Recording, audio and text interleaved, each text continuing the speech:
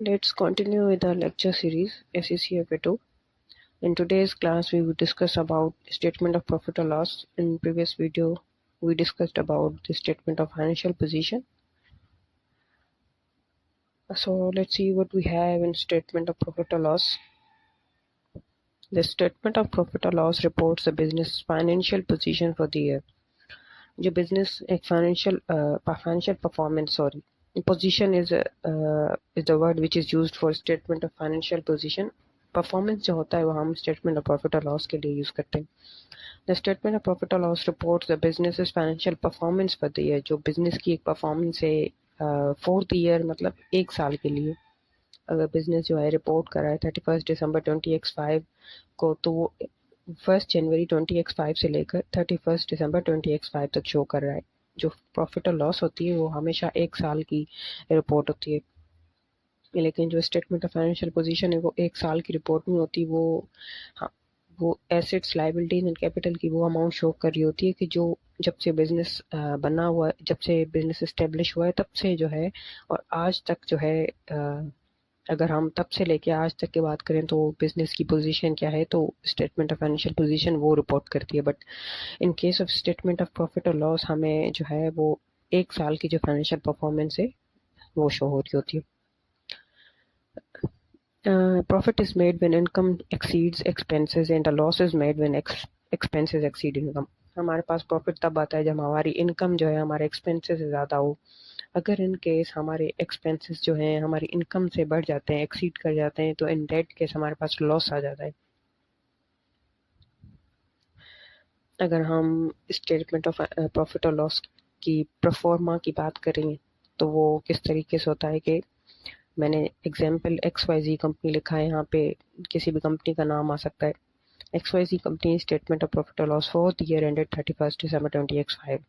तो ये जो टाइटल है हमेशा इसी तरीके से लिखा होता है. जो स्टेटमेंट ऑफ प्रॉफिट और लॉस का जो टाइटल है और जो जो एलिमेंट्स हैं वो भी इसी सीक्वेंस में होते हैं और इसी तरीके से रिपोर्ट होते हैं. ये एक स्टैंडर्ड जो है एक प्रोफॉर्मा है, ये चेंज नहीं होता. हर कंपनी का ये प्रोफॉर्मा जो है हर कंपनी को ये फॉलो करना पड़ता है और टाइटल जो है हमेशा इसी तरीके से लिखा जाता है. बस इसमें जो कंपनी का नाम है वो चेंज हो जाएगा एंड देन जो ईयर एंड है हमेशा वही ईयर एंड जो है उसकी डेट लिखी हुई होगी.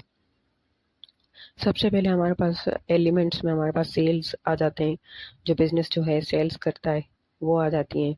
उसके बाद हम सेल्स में से अब ये जो एलिमेंट्स हम डिस्कस अभी जो हैं पढ़ रहे हैं, इनको आगे स्लाइड्स में हम मज़ीद डिस्कस करेंगे कि डिटेल में कि ये सेल्स क्या होती हैं. एंड देन अगर हम सेल्स की बात करें तो सेल हमारी, अगर मैं ओवरव्यू की बात करूं तो सेल्स जो होती है हमारी वो इनकम होती है जो बिजनेस अपनी नॉर्मल ट्रेडिंग एक्टिविटी से जनरेट करता है. नॉर्मल ट्रेडिंग एक्टिविटी का मतलब ये होता है कि अगर बिजनेस का काम है कि वो जो है लैपटॉप्स सेल करना, तो उसकी मैन्युफैक्चरिंग करेगा बिजनेस एंड देन उसको असेंबल करेगा, एक लैपटॉप बनाएगा एंड देन वो उसको सेल करेगा. जब वो लैपटॉप बना के सेल करेगा तो उसको हम बोलते हैं नॉर्मल ट्रेडिंग एक्टिविटी.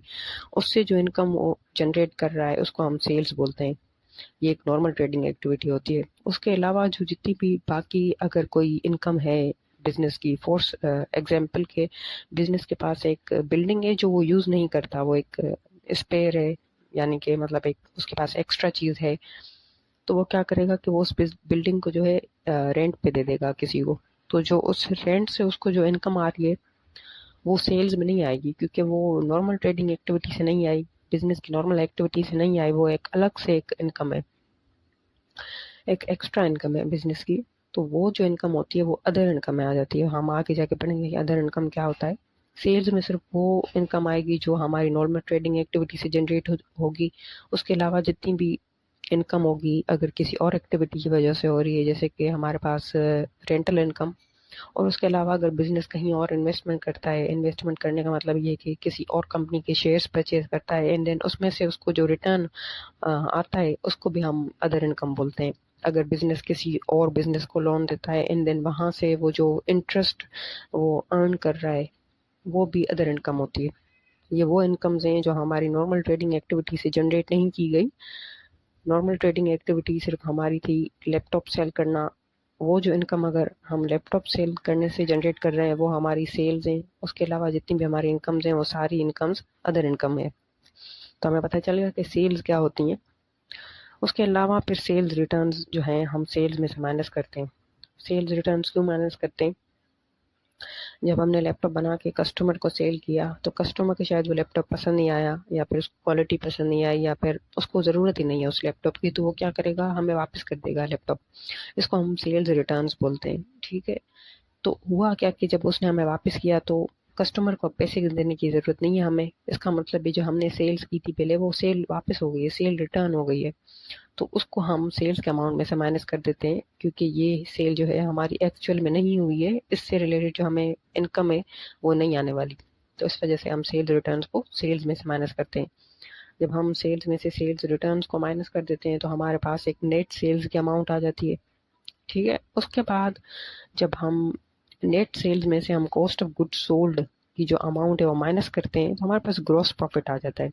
अब कॉस्ट ऑफ गुड्स सोल्ड आप कहेंगे कि कॉस्ट ऑफ गुड्स सोल्ड क्या है, तो उसका भी एक फॉर्मूला है।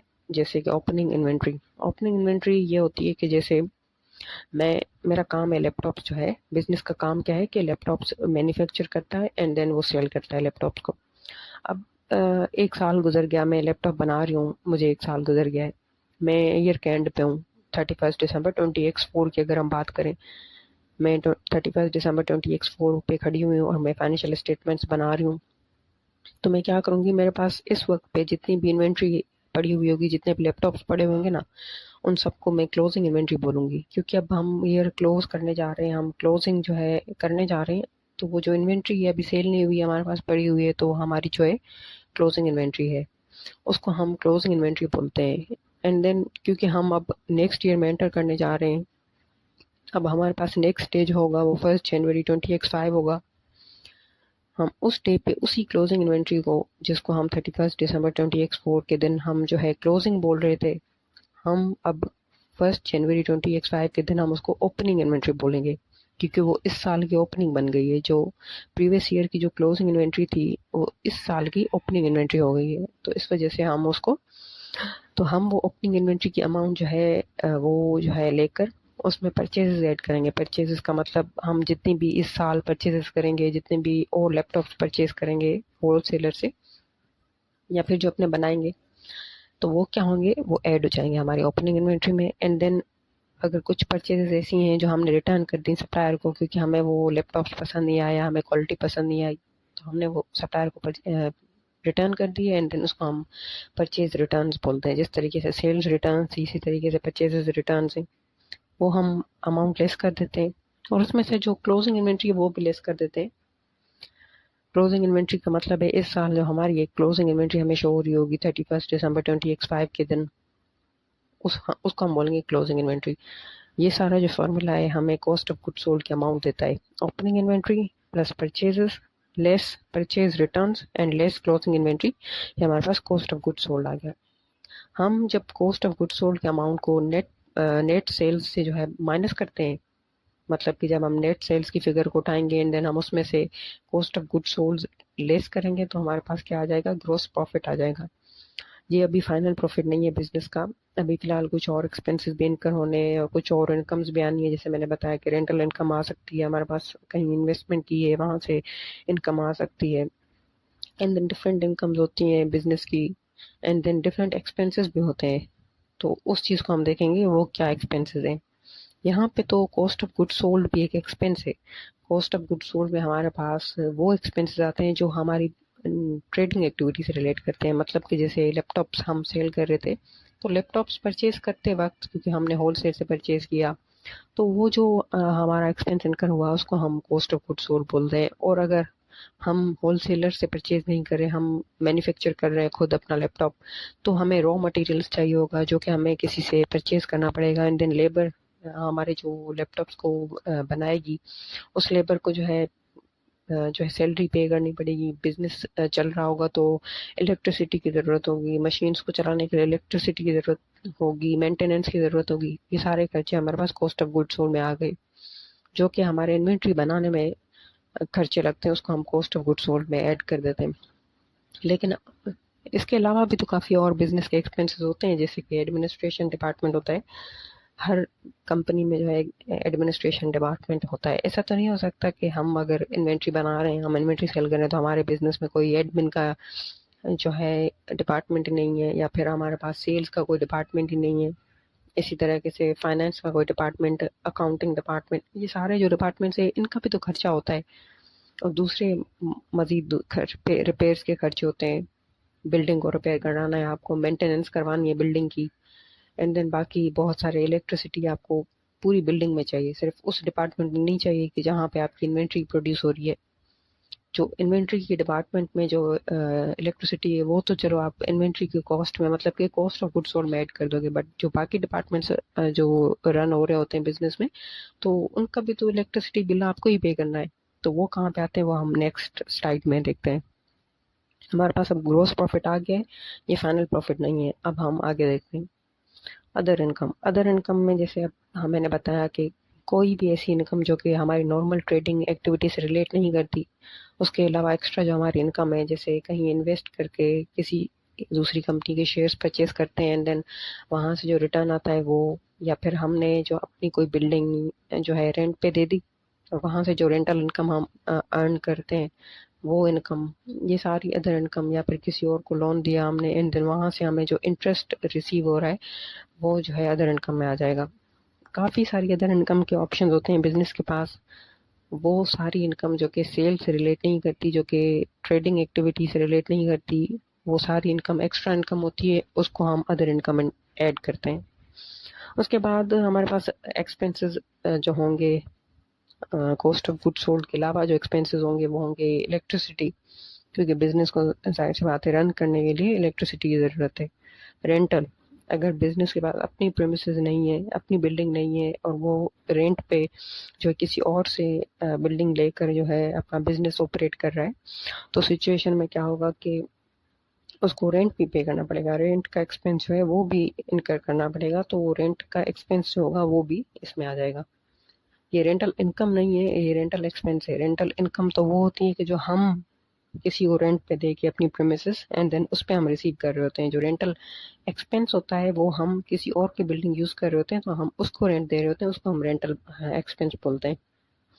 रिपेयर्स, आपको बिजनेस की जो बिल्डिंग है उसको रिपेयर करवाना पड़ेगा, काफ़ी सारी चीज़ें, मशीनरी रिपेयर होगी आपके, जो है आप जो एडमिन डिपार्टमेंट में जो आप अपने पीसी वगैरह यूज़ कर रहे हो वो सब सब रिपेयर होंगे, तो ये रिपेयर्स का एक्सपेंस आ जाता है। उसके बाद सन्ड्री एक्सपेंसेस में वो एक्सपेंसेस आ जाते हैं, वो अखराजात जो छोटे छोटे होते हैं जिनका अमाउंट बहुत ज़्यादा नहीं होता, हम जब उन सबको इकट्ठा करते हैं, जैसे कि हमारे पास जो है स्टेशनरी चाहिए बिजनेस को, तो स्टेशनरी परचेज करनी पड़ेगी। है तो छोटा सा अमाउंट, बट अगर हम सारी छोटी छोटी अखराजात को ऐड करेंगे ना तो वो भी एक बड़ी अमाउंट बन जाती है।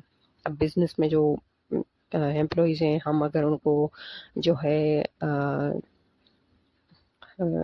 टी वगैरह एंड कॉफ़ी वगैरह जो प्रोवाइड करते हैं अपने एम्प्लॉयज़ को, तो वो भी एक बिजनेस का एक जो है, हम कह सकते हैं कि जो किचन का जो एक्सपेंस होगा वो एक छोटा एक्सपेंस है कंपेरेटिवली, बट अगर हम इसको एग्रीगेट करें, अगर हम पूरे एक साल का एक्सपेंस जो है एंड देन स्टेशनरी और बाकी छोटे छोटे एक्सपेंसेस को ऐड कर दें तो ये एक बहुत बड़ी अमाउंट बन जाती है, एंड देन हम इन सबको बोलते हैं sundry expenses.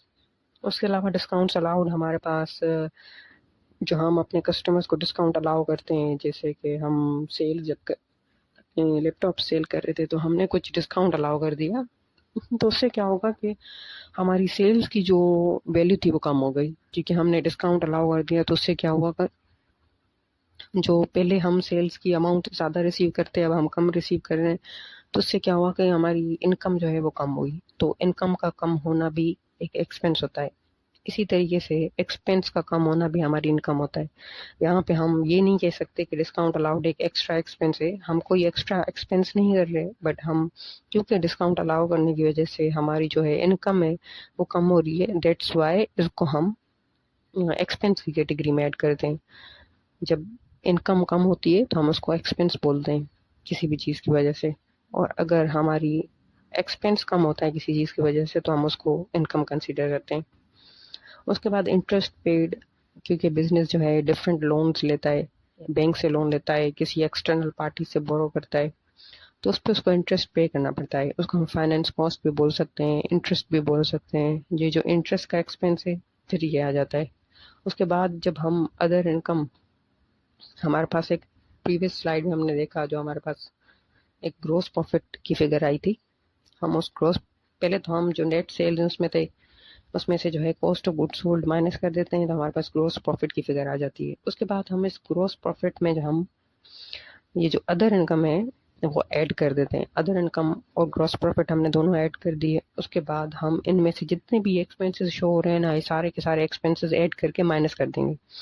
Other income and gross profit दोनों ऐड होंगे, एंड देन जो ये सारे एक्सपेंसेस हैं, ऑल एक्सपेंसेस ये माइनस होंगे। उसके बाद हमारे पास नेट प्रॉफिट आ जाएगा बिजनेस का। अगर हम टाइटल की बात करें, द स्टेटमेंट ऑफ प्रॉफिट और reports the income and expenses for a company. जो हमारे पास स्टेटमेंट ऑफ प्रॉफिट और लॉस है, इनकम और एक्सपेंसेस जो रिपोर्ट करती है हमारी कंपनी की, वो सेल्स किसको बोलते हैं, the income generated by the company normal trading activities. जैसे कि मैंने पहले डिस्कस किया कि जो नॉर्मल ट्रेडिंग एक्टिविटीज से जो भी इनकम बिजनेस जो है जनरेट करता है वो सेल्स में आ जाती है। उसके अलावा जितनी भी एक्स्ट्रा इनकम होती है वो हमारी अदर इनकम में आ जाती है। Cost of goods sold, this is the cost of goods purchased by the company and sold during the year. Cost of goods sold का फॉर्मूला जैसे मैंने प्रीवियसली डिस्कस किया, बट अगर हम बात करें कि कॉस्ट ऑफ गुड असल में क्या होता है, अगर हम उसकी डेफिनेशन की बात करें तो this is the cost of goods purchase. जो आप गुड्स परचेज कर रहे हो, जैसे लैपटॉप्स, लैपटॉप्स आपको परचेज करने पड़ेंगे होलसेलर से, एंड देन आप सेल कर सकते हो। या तो अगर आप खुद मैन्युफैक्चर कर रहे हो तो आपको रॉ मटेरियल्स परचेज करना पड़ेगा, जो लेबर है उसको सैलरी पे करनी पड़ेगी, इलेक्ट्रिसिटी के बिल पे करने पड़ेंगे। ये सारी चीज़ें, ये जितना भी खर्चा आप एक इन्वेंट्री को रेडी करने में इनकर कर रहे हो, वो सारे कॉस्ट ऑफ गुड्स सोल्ड कहलाते हैं by the company and sold during the year. इसका मतलब है कि जब आप इन्वेंट्री को सेल कर रहे होगे तो उस सेल करते वक्त भी आपको कुछ खर्चा जो है इनकर होगा। कैसे, जैसे कि एक सेल्स पर्सन है, हम उसको बोलते हैं आप इन्वेंट्री सेल करो, तो जाहिर सी बात है जब वो इन्वेंट्री सेल करेगा तो हम उसको सैलरी पे करेंगे, या फिर हम उसको बोलेंगे आप जितने भी यूनिट्स बेचोगे उस पर आपको कमीशन मिलेगा। तो ये भी एक हमारे पास इन्वेंट्री सेल करते हुए हमें एक एक्सपेंस इनकर हुआ है। तो जितने भी एक्सपेंसेस वो जो इन्वेंट्री मैन्युफैक्चर करने में, देन प्रोड्यूस करने में, और फिर स्टोर करने में, और फिर आगे सेल करने में जितना भी खर्चा बिजनेस इनकर करता है उसको बोलते हैं हम कॉस्ट ऑफ गुड्स सोल्ड। उसके बाद हमारे पास gross profit, the difference between the company sales and cost of goods sold. हमने प्रीवियसली भी डिस्कस किया कि जो सेल्स में से अगर हम कॉस्ट ऑफ गुड्स सोल्ड के अमाउंट को माइनस कर देते हैं तो हमारे पास ग्रॉस प्रॉफिट आ जाता है, बट ये फाइनल प्रॉफिट नहीं होता। Other income, this is income generated by a business from anything other than its normal trading activities. Normal trading activities के अलावा बिजनेस की जितनी भी इनकम्स होती हैं, रेंटल इनकम, इंटरेस्ट इनकम, और बाकी जितनी भी डिविडेंड्स रिसीव करना, जब बिजनेस जो है किसी और बिजनेस के कंपनी के जो है शेयर्स परचेज करता है तो वहाँ से जो डिविडेंड्स रिसीव करता है उसको हम जो है अदर इनकम की कैटेगरी में ऐड करते हैं। उसके अलावा हम एक्सपेंसेस की बात करें, these are cost incurred by the business in the day to day running of the business. जो भी बिजनेस को एक एक्सपेंसेस जो है पे करने पड़ते हैं बिजनेस को डे टू डे रन करने के लिए, उसको हम एक्सपेंसेस बोलते हैं। इंटरेस्ट पेड, अ बिजनेस इनकर interest charges on bank overdraft, loans और एक्सटर्नल बोरोइंग्स।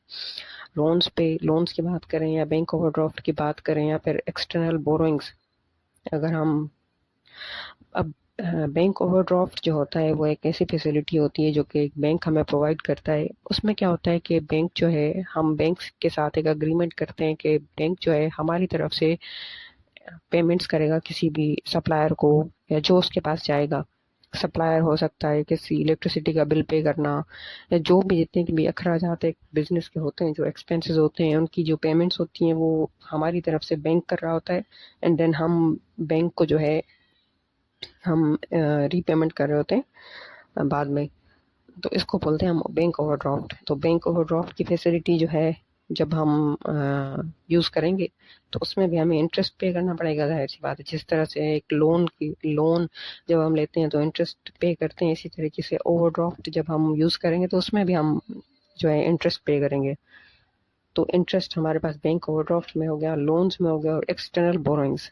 एक्सटर्नल बोरोइंग्स वो होती हैं जो कि आपने किसी बैंक से नहीं ली, बल्कि आपने कभी किसी जो है अपने फ्रेंड से या किसी फैमिली से या किसी भी और एक्सटर्नल पार्टी से जो कि बैंक नहीं है, उसको हम एक्सटर्नल बोरोइंग्स कहते हैं। तो वो भी एक लोन ही है, आप उसमें भी जो है इंटरेस्ट पे करोगे।